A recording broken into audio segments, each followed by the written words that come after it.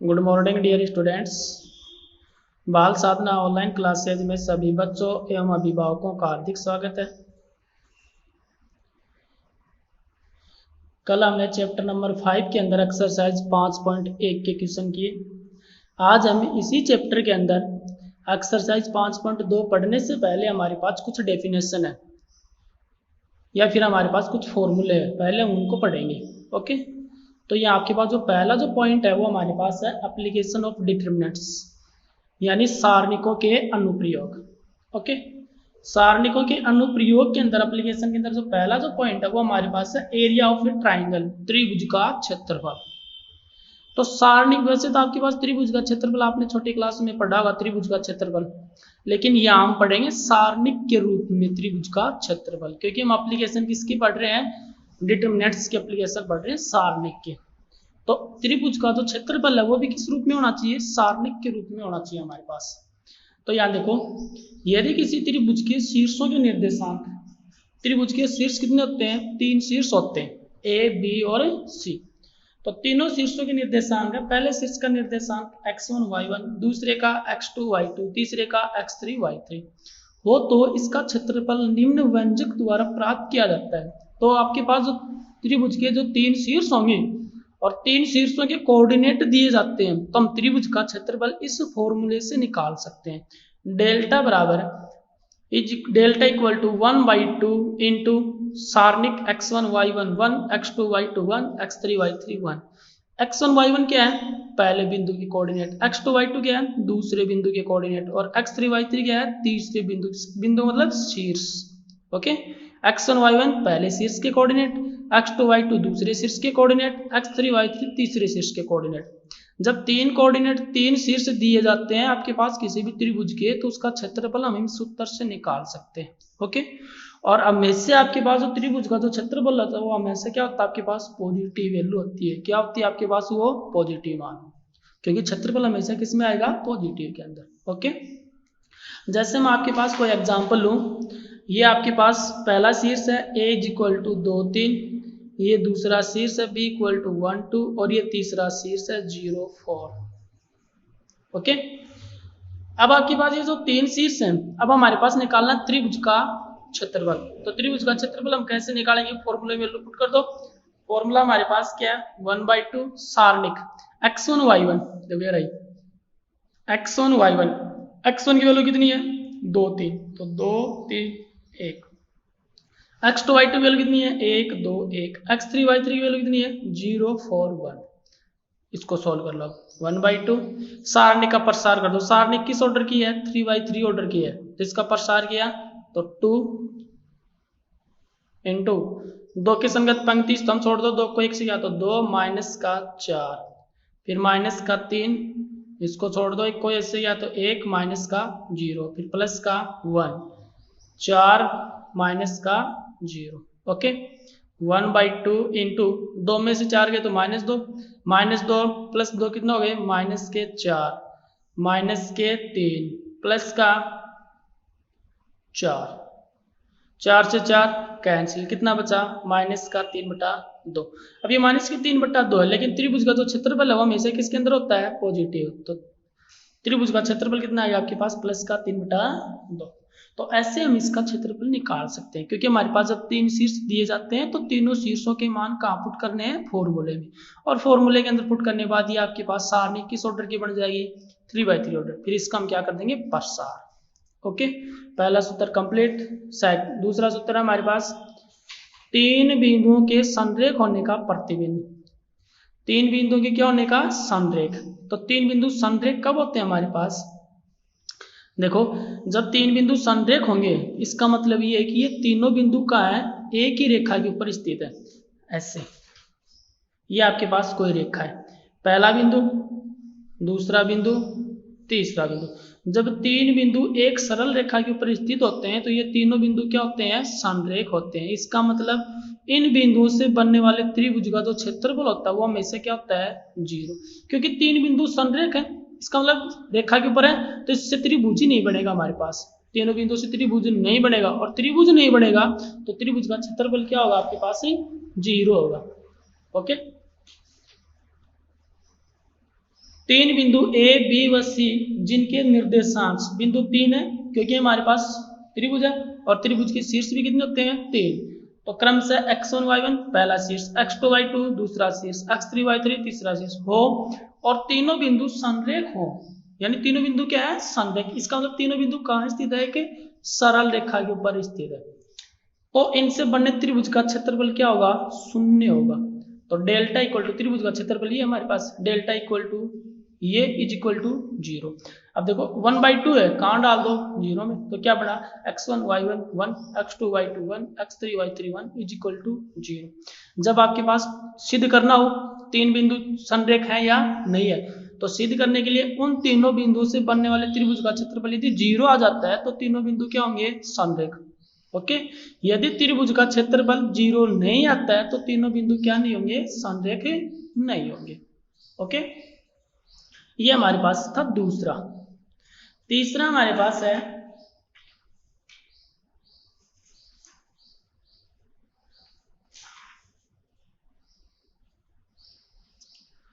दो बिंदुओं से जाने वाली रेखा का समीकरण। अब बिंदु हमारे पास कितने हैं दो बिंदुओं से जाने वाली रेखा का समीकरण।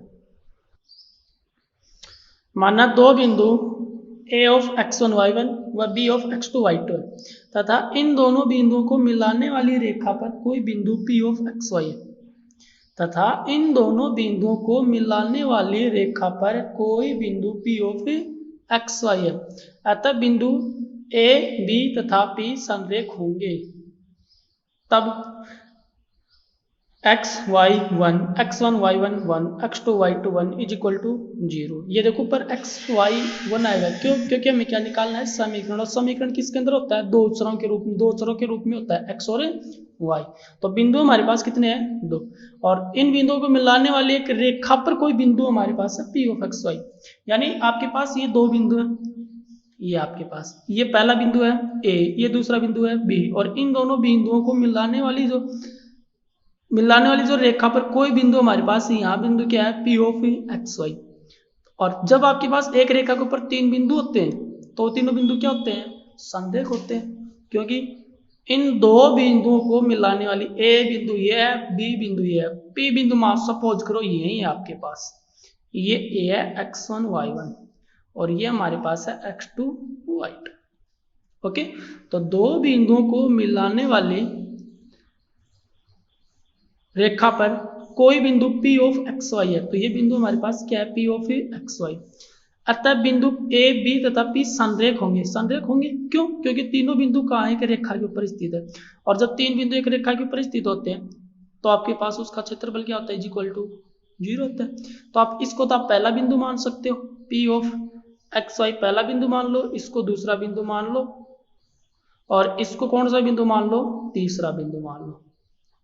तो पहला बिंदु, दूसरा बिंदु, तीसरा बिंदु। अब त्रिभुज के क्षेत्रफल के अंदर पुट कर दो। त्रिभुज का क्षेत्रफल क्या था x1 y1 1। अब x1 की वैल्यू कितनी है x, y1 की y 1 तो है, x2 y2 तो x1 y1, x3 y3 तो x2 y2। ओके, यानी पहला बिंदु, दूसरा बिंदु, तीसरा बिंदु, तीनों बिंदु की मान त्रिभुज के क्षेत्रफल में रख दो इज इक्वल टू 0। ओके, क्योंकि वैसे भी समीकरण के इक्वल में क्या होता है 0, और यहाँ पर 0 क्यों आया? क्योंकि हमारे पास जो तीनों बिंदु है, तीनों बिंदु क्या है संरेख है, और संरेख है तो त्रिभुज का क्षेत्रफल इक्वल टू क्या होता है 0। ओके, तो ये हमारे पास हुई त्रिभुज की बात। त्रिभुज का क्षेत्रफल, तीन बिंदु दिए जाते हैं तो त्रिभुज का क्षेत्रफल हम कैसे निकालते हैं? तीन बिंदु दिए जाते हैं तो तीनों बिंदु संरेख है, कब होते हैं? दो बिंदु दिए जाते हैं तो दो बिंदु से गुजरने वाली रेखा का समीकरण क्या होता है? ओके, जैसे फॉर एग्जांपल मैं इसके लिए आपके पास कोई एग्जांपल लूं, जैसे आपके पास मान लो पहला बिंदु है a of 3 7 b of 0 0। सारणिक का प्रयोग करके बिंदुओं a तथा b को मिलाने वाली रेखा का समीकरण ज्ञात कीजिए। ओके, तो फॉर्मूले में पुट कर दो। फॉर्मूला क्या था x1 y1 1 x2 y2 1। Okay, is equal to 0। y1 same to same, क्यों? क्योंकि समीकरण निकालना है, समीकरण किसके पदों में होता है xy के पदों में। x1 की वैल्यू कितनी है 3, x2 की नहीं y1 की 7 1, x2 y2 की वैल्यू कितनी है 0 0 0 0 1 इज इक्वल टू 0। प्रसार कर दो R1 के अकॉर्डिंग, तो x इंटू 7 को 1 से गया तो 7 माइनस 0 माइनस का y 3 माइनस 0 प्लस का 1 0 इज इक्वल टू 0। तो कितना है आपके पास ये 7 माइनस 0 7 को x से गया तो 7x माइनस का 3y, ये कितना हुआ 0, इसका मतलब इक्वल टू 0। तो ये हमारे पास आ गया रेखा का समीकरण, इन दो बिंदुओं से गुजरने वाली रेखा का समीकरण। बस कुछ नहीं करना आपको, क्वेश्चन के अंदर बिंदु दिए जाएंगे और वो बिंदु कहाँ पुट कर दो, सारणी के अंदर यानी सूत्र के अंदर पुट कर दो, फिर आपके पास उस सारणी का क्या कर दो, प्रसार कर दो। ओके नेक्स्ट टॉपिक है हमारे पास अब रैखिक समीकरण निकाय का हल। तो देखो रैखिक समीकरण निकाय का जो हम हल है वो दो प्रकार से निकाल सकते हैं। रैखिक समीकरण निकाय, रैखिक समीकरण का मतलब होता है, रैखिक का मतलब होता है कि चर के ऊपर पावर कितनी हो, एक। जैसे मैं लिखूं, ये लिखूंगा आपके पास ax plus B Y plus C is equal to 0, ये रैखिक समीकरण है। रैखिक समीकरण, समीकरण क्यों, क्योंकि इक्वल टू में क्या है इसके 0, तब तो समीकरण है ये। रैखिक क्यों, क्योंकि यहाँ x और y के ऊपर पावर कितनी है, एक, तब इसको हम क्या बोलते हैं, रैखिक समीकरण। ओके निकाय का हल, निकाय का मतलब ये होगा यहाँ आपके पास जो समीकरण होंगे, रैखिक समीकरण होंगे, वो 2 या 2 से अधिक होंगे, या तो 2 होंगे या फिर आपके पास कितने होंगे, 3 होंगे।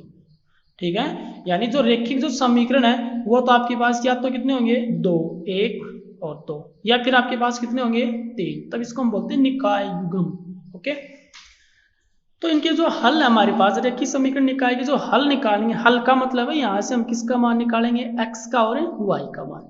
ओके और जड़, यदि समीचर, यदि आपके पास रैखिक समीकरण 2 चरों में है तो हमारे पास वैल्यू किसकी आएगी, x की और y की वैल्यू आएगी। यदि आपके पास रैखिक समीकरण 3 चरों के रूप में है तो हमारे पास वैल्यू किसकी आएगी, x की, y की और z की वैल्यू आएगी। ओके दूसरी बात ये, जो रैखिक समीकरण निकाय का जो हल है हम 2 विधियों से निकाल सकते हैं। पहले विधि तो है सारणिकों के प्रयोग से, या फिर इसको हम बोलते हैं क्रेमर नियम। बात एक ही है, सारणिकों के प्रयोग या फिर क्रेमर नियम।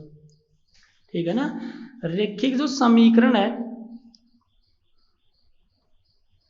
के हल 2 विधियों से निकाल सकते हैं हम। पहली तो विधि हमारे पास है क्रेमर नियम, इसको हम बोलते हैं सारणिकों की सहायता से। एक ही बात है, या तो इसको क्रेमर नियम बोलो या फिर सारणिकों की सहायता से। दूसरी जो विधि है वो हमारे पास है आव्यूह विधि, मैट्रिक्स मेथड। ओके तो रैखिक समीकरण निकाय के जो हल है वो कितनी विधियों से निकलते हैं, 2। पहली विधि है क्रेमर नियम या फिर सारणिकों की सहायता से। दूसरी विधि हमारे पास है आव्यूह विधि। पहली विधि हम पढ़ेंगे क्रेमर नियम या फिर सारणिकों के प्रयोग से रैखिक समीकरण निकाय के हल। क्रेमर नियम के अंदर जो पहला जो पार्ट है वो हमारे पास ये है, 2 चरों वाले रैखिक समीकरण निकाय के हल। अब चर कितने हमारे पास, 2। ओके तो 2 चरों वाले रैखिक समीकरण निकाय के हल निकालेंगे। 2 चरों वाले रैखिक समीकरण निकाय के हल, चर कितने हैं, 2, x और y। तो देखो पहला समीकरण a1x plus b1y equal to c1 समीकरण 1। दूसरा है a2x plus b2y equal to c2 समीकरण 2। क्रेमर नियम से यहाँ पर हमारे पास x और y की जो वैल्यू है ये वो होगी, x इक्वल टू होगी डेल 1 अपॉन डेल और y इक्वल टू होगी डेल 2 अपॉन डेल। ओके जहां x का मान हम ऐसे निकालेंगे, x का फॉर्मूला है डेल 1 अपॉन डेल और y का फॉर्मूला डेल 2 अपॉन डेल।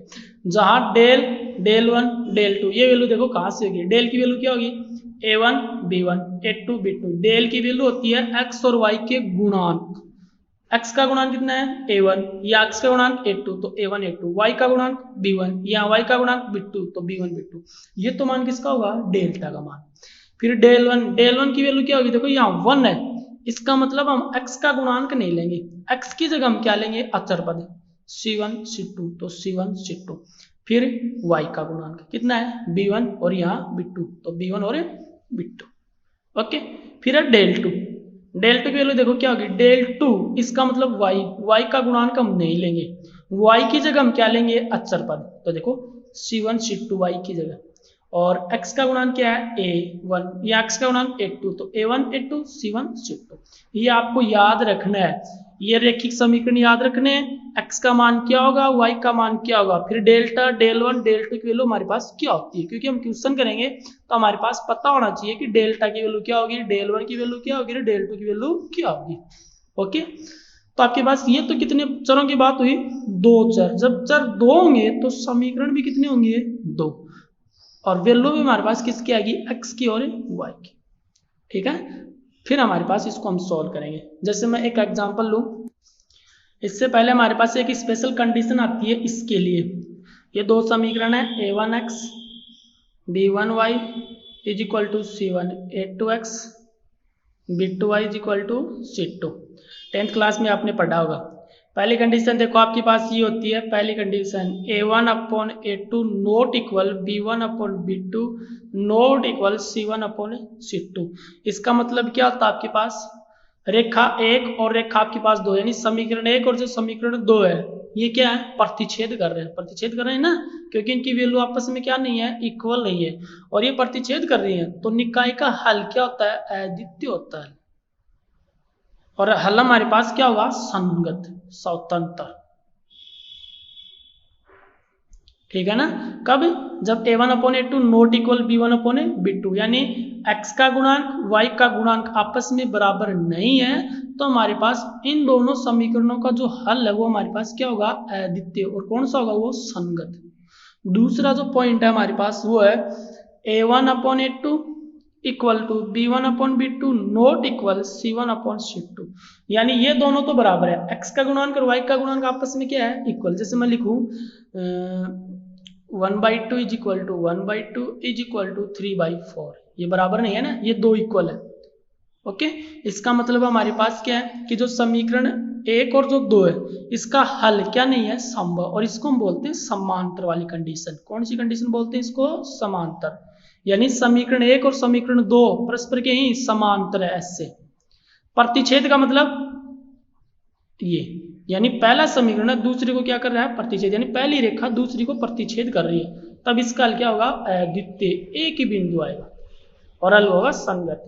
और जब हमारे पास x और y के गुणांक इक्वल होते हैं तो इसका मतलब रेखा एक और दो परस्पर क्या है, समांतर, और समांतर होगी तो हमारे पास इसका क्या होगा, कोई भी हल संभव नहीं है, और ये हमारे पास क्या, इसका निकाय का हल क्या होगा, असंगत। ओके, समांतर है, कोई हल संभव नहीं है, और हल क्या होगा उसका, असंगत। तीसरा जो पार्ट है वो हमारे पास ये होता है a1 upon a2 b1 upon b2 c1 upon c2, तीनों वैल्यू इक्वल है, a1 upon a2 b1 upon b2 c1 upon c2 की वैल्यू इक्वल है। इसका मतलब रेखा एक और रेखा दो क्या है, समपाती, एक के ऊपर दूसरी ही रेखा है। ओके, और रेखा यदि पहले समीकरण दूसरे के ऊपर समपाती है तो इसका मतलब इस निकाय के जो हल है वो क्या होंगे, अनंत हल होंगे, क्योंकि पहली रेखा के ऊपर दूसरी रेखा है, इसका मतलब हर बिंदु को क्या कर रहा है, वो प्रतिच्छेद कर रही है पहली दूसरी रेखा, और प्रतिच्छेद कर रही है तो इसके हर बिंदु पर इसकी वैल्यू आएगी, तो इसके निकाय के हल क्या होंगे, अनंत, और निकाय हमारे पास क्या होगा, संगत, परंतु क्या नहीं होगा, स्वतंत्र नहीं होगा वो। इसके अंदर तो क्या होगा, स्वतंत्र, क्योंकि इसके अंदर तो एक ही पॉइंट आता है आपके पास, अद्वितीय, यूनिक। इसके अंदर क्या होते हैं, अनंत पॉइंट होते हैं, हमें पता नहीं, तो आपके पास हल तो संगत होगा परंतु क्या नहीं होंगे, वो स्वतंत्र नहीं होंगे। ओके, तो ये तो है दो चरों वाले रैखिक समीकरण निकाय है, उसके लिए आपके पास स्पेशल कंडीशन। पहले इसको हम चेक करेंगे कि रैखिक समीकरण निकाय इस टाइप के हैं तो एक्स वाई की वैल्यू हम निकाल सकते हैं। ओके, इस टाइप के हैं तो हम नहीं निकाल सकते, उसका कोई हल ही नहीं होगा आपके पास। ठीक है ना। तीसरा आपके पास इसका दूसरा है, ये तो है दो चरों की बात। अब हमारे पास चर कितने होंगे,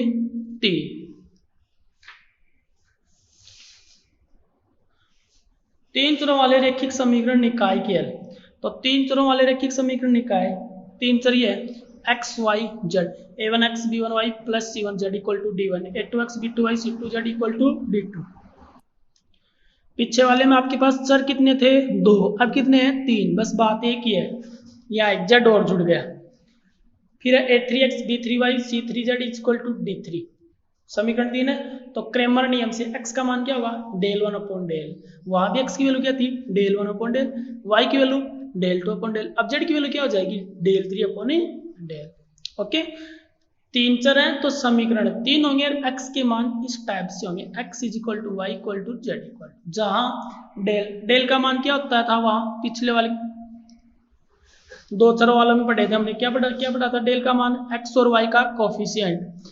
यहाँ कितने हैं x y z, तो a1 b1 c1 a2 b2 c2 a3 b3 c3, ये डेल का मान है। ये सारणी किस कोटि की है 3/3, तो इसका हम प्रसार कर देंगे। ओके, डेल वन का मान क्या होगा, डेल वन ले रहा हूं मैं, इसका मतलब मैं x का कोफिशिएंट नहीं लूंगा, x की जगह क्या लेना है d1 d2 d3, तो d1 d2 d3, फिर y का कोफिशिएंट b1 b2 b3, फिर z का कोफिशिएंट c1 c2 c3, ये तो होता है डेल वन का मान। फिर हमारे पास आता है डेल टू, डेल टू की वैल्यू देखो 2 ले रहे हैं तो y का कोफिशिएंट नहीं लेंगे हम, y की जगह हम क्या लेंगे d1 d2 d3, तो देखो d1 d2 d3, x का coefficient a1 a2 a3, y का c1 c2 c3। फिर हमारे पास है डेल थ्री ले रहे हैं, थ्री का मतलब तीसरा वेरिएबल नहीं लेंगे हम, तीसरा अक्षर नहीं लेंगे जेड वाला, जेड की जगह हम क्या लेंगे अक्षर d1 d2 d3, x a1 a2 a3, y b1 b2 b3, तो ये हमारे पास है डेल वन डेल टू और डेल थ्री की वैल्यू। इस टाइप से हम इसकी वैल्यू निकालेंगे। ये जो तीनों आपके पास है, तीनों आपके पास क्या है 3/3 कोटि के सारणी का, चार हो गई ना, और 3/3 कोटि के सारणी का हम क्या करेंगे प्रसार करके मान निकालेंगे, तो इसको हम बोलते हैं क्रैमर नियम या सारणिक। क्यों, क्योंकि इसके अंदर किसका यूज होता है सारणिक का यूज होता है, तब इसको हम सारणिक के प्रयोग से या फिर क्रैमर नियम से, बात एक ही है। तो ये तो हुआ क्रैमर नियम के दो ही पॉइंट है, पहला तो था दो चरों वाले रैखिक समीकरण और दूसरा है तीन चरों वाले रैखिक समीकरण। अब इसकी भी कुछ स्पेशल कंडीशन हमारे पास है, विशेष स्थिति। पहली स्थिति ये है यदि डेल का मान नॉट इक्वल 0 है, क्योंकि डेल का मान 0 नहीं होना चाहिए नीचे, क्यों देखो नीचे डेल नीचे है डेल, तो इसका मान नीचे 0 नहीं आना चाहिए। यदि डेल नॉट इक्वल 0 तो समीकरण निकाय संगत होता है और निकाय का हल क्या होगा अद्वितीय मतलब यूनिक। ओके, यदि डेल इक्वल टू 0 है तथा डेल 1 डेल 2 डेल 3 इक्वल टू 0 है तो समीकरण निकाय संगत या असंगत हो सकता है। देखो डेल का मान भी 0 है और डेल 1 डेल 2 डेल 3 इन तीनों का मान भी क्या है 0, तो इसका हल संगत और असंगत हो सकता है। यदि निकाय संगत है तो इसके हल क्या होंगे अनंत हल होंगे। ओके, दूसरा यदि डेल इक्वल टू 0 है तथा डेल 1 डेल 2 डेल 3 में से कोई एक अशून्य हो, जैसे सपोज करो डेल का मान 0 है, डेल 1 और डेल 2 की वैल्यू है, इसकी वैल्यू है 3, इसकी वैल्यू है 5 और इसका मान क्या है 0, तो समीकरण निकाय असंगत होगा तथा निकाय का हल संभव नहीं होगा। क्यों, क्योंकि देखो डेल 1 का मान मैंने कितना लिखा, डेल 1 का मान 5, डेल 2 का 3 और इसका 0, वैल्यू पुट करो या एक्स वाई जेड में, और डेल का मान हमारे पास क्या है 0, तो 5/0 3/0 0/0। जब किसी भी संख्या के बट्टे में 0 होता है तो इसका मतलब क्या होता है, वो संख्या क्या होती है अनडिफाइंड अपरिभाषित। निकाय क्या होगा असंगत संगत और उसके हल क्या होंगे अनंत हल होंगे, जैसे वो संपाति वाली कंडीशन पढ़ी थी हमने पीछे, वही कंडीशन इसके ऊपर अप्लाई होगी। ओके, और ये हमारे पास है समांतर वाली कंडीशन, डेल इक्वल टू 0, इसके अंदर किसी में से एक अशून्य हो, 2 0 एक तीसरा 0 नहीं हो, तो समीकरण निकाय असंगत होगा और निकाय का हल संभव नहीं होगा। तो पहले हमारे पास जब समीकरण निकाय दिया जाएगा तो उसको हम पहले इन स्पेशल कंडीशन के अकॉर्डिंग उसको हम क्या करेंगे चेक करेंगे कि जो निकाय है वो किस टाइप का है, फिर उसका हम सॉल्यूशन करेंगे। ठीक है, वो दो चरों वाली बात में करेंगे और वो हमारे पास किसके अंदर करेंगे हमें तीन चरों वाली कंडीशन में। तो ये तो हमारे पास क्रैमर नियम के 2 पॉइंट, 2 चरों वाले रैखिक समीकरण और 3 चरों वाले रैखिक समीकरण। अब अगली विधि हमारे पास आती है आव्यूह विधि। आव्यूह विधि से रैखिक समीकरणों को हल करना। आव्यूह विधि भी आपके पास 2 टाइप से है, एक तो है 2 चरों वाले और एक है 3 चरों वाले। तो हम 3 चरों वाली पढ़ रहे हैं, 3 चरों वाली पढ़ लोगे तो 2 चरों वाले भी आपको समझ में आ जाएगी। ठीक है, तो आव्यूह सिद्धांत देखो क्या होगा, माना रैखिक समीकरण निकाय के 3 ही समीकरण वही same to same, a1x b1y c1z equal to d1, same to same समीकरण 2 और समीकरण 3। अब देखो ये जो समीकरण है रैखिक समीकरण निकाय, इनको हम किस में लिखेंगे, रैखिक समीकरण निकाय को आव्यूह रूप में लिखने पर। क्यों, क्योंकि हम कौन सी विधि पढ़ रहे हैं आव्यूह विधि, तो इसको हम आव्यूह को मतलब मैट्रिक्स के रूप में लिखेंगे इसको। तो लिखो a1 b1 c1, A1 B1 C1 A2 B2 C2 A3 B3 C3 X Y Z equal to D1 D2 D3। इसको हम लिख सकते हैं, ये जो वैल्यू है A1 B1 C1 ये वैल्यू किसकी है, मैट्रिक्स ए। इसको हम क्या मान लेंगे, मैट्रिक्स एक्स कैपिटल एक्स, और इसको हम क्या मान लेते हैं, कैपिटल बी। तो x इज इक्वल टू क्या हो जाएगा, ए को मैं इधर लेकर गया तो x इक्वल टू कितना आया, ए इनवर्स इंटू बी। अब यहां से हम वैल्यू किसकी निकालेंगे, ए इनवर्स की। x का मान क्या है, एक्स वाई जेड लिख देंगे। b का मान क्या है, D1 D2 D3, तो D1 D2 D3 लिखेंगे। ए इनवर्स का मान नहीं है, ए इनवर्स का मान हम कहां से निकालेंगे, मैट्रिक्स ए का हम क्या निकालेंगे, व्युत्क्रम आव्यूह। जहां ए का मान है ये तो मैट्रिक्स ए, ये है मैट्रिक्स एक्स और ये है मैट्रिक्स बी। इसको मैंने ऐसे क्यों लिखा है, क्योंकि इस मैट्रिक्स को मैं इससे गुणा करता हूं तो ये वैल्यू आती है सेम टू सेम। कर देख लेना चाहिए आप, इस मैट्रिक्स को इससे मल्टीप्लाई करोगे तो ये वैल्यू आ जाएगी, और इक्वल टू में क्या है, D1 D2 D3 है। ठीक है, तो इसको हम ये लिख सकते हैं और इसको हमें ये लिख सकते हैं, एक ही बात है। तो रैखिक समीकरण निकाय को आव्यूह रूप में लिख दिया, फिर इसका मान है कैपिटल ए, इसका मान कैपिटल एक्स और इसका मान कैपिटल बी। तो एक्स इज इक्वल टू हो जाएगा A inverse into B. X का मान यहाँ पुट करेंगे, बी का मान यहाँ पुट करेंगे, लेकिन ए इनवर्स का मान नहीं है। ए इनवर्स का मान हम कहाँ से निकालेंगे, इस मैट्रिक्स से निकालेंगे। और ए इनवर्स का जो फॉर्मूला है वो हमारे पास क्या होता है, एडजॉइंट ऑफ ए अपॉन में ए का सारणिक। ये किसका फॉर्मूला होता है, ए इनवर्स की वैल्यू। तो पहले हम इस आव्यूह की क्या निकालेंगे, सारणिक, फिर आपके पास इसकी क्या निकालेंगे, एडजॉइंट। ये तो है तीन चरों वाली। यदि चर दो होंगे तो यहां पर क्या होगा, x और y। तो यहां क्या होगा, A1 B1 A2 B2, बस ये नहीं होंगे C1 C2 C3 B1 और B3 और बस सिर्फ दो, A1 B1 A2 B2। ये A1x B1y equal to D1, A2x B2y is equal to D2। तो यहाँ होगा A1 B1 A2 B2 XY is equal to D1 D2। Okay, फिर आपके पास इसकी वैल्यू हम ऐसे निकालेंगे, वो तो हो जाएगा, वो तो मैट्रिक्स होगी 2x2 ऑर्डर की। कब, जब चर कितने होंगे, 2, और जब चर 3 होंगे तो मैट्रिक्स किस ऑर्डर की होगी, 3x3 ऑर्डर की। और ये हम पीछे हम पढ़ चुके, ए इनवर्स का मान निकालना हम पीछे एक्सरसाइज 5.1 के अंदर पढ़ चुके। ठीक है ना, तो ये हमारे पास हुआ रैखिक समीकरण निकाय के हल, क्रेमर नियम और आव्यूह विधि। ठीक है, क्रेमर नियम भी दो पदों के ऊपर डिपेंड है, दो चरों वाले रैखिक समीकरण निकाय, तीन चरों वाले। आव्यूह विधि भी कितने के ऊपर डिपेंड है, दो के ऊपर, दो चरों वाले रैखिक समीकरण निकाय और तीन चरों वाले रैखिक समीकरण निकाय। ओके, कल हम पढ़ेंगे एक्सरसाइज 5.2 के क्वेश्चन। धन्यवाद।